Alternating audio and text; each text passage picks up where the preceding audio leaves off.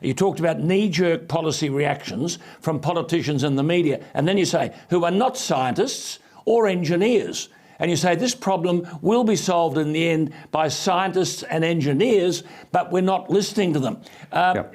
Will we ever listen?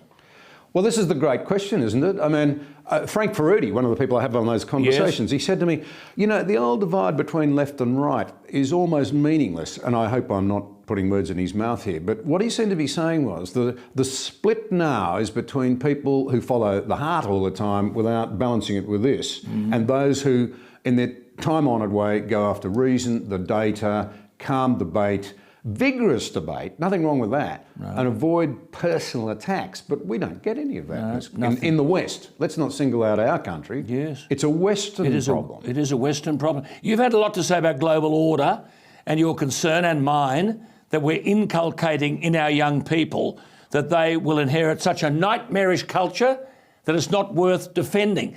I keep wondering, John, how has this come about?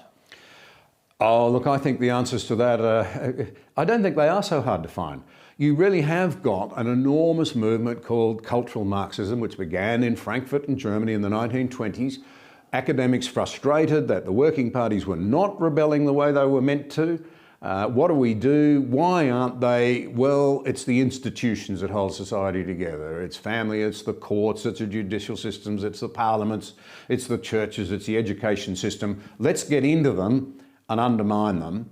And that's what academia has done. Yes. I mean, that academia could have been captured by critical theory, and it has been, is astonishing. That's a whole new subject in its own. And even Steven Pinker says that this intellectual flim-flam should have taken hold is mind-boggling and very dangerous. Absolutely. You argue that the Russian-Ukraine situation is a sobering warning of what we would be in for without global order.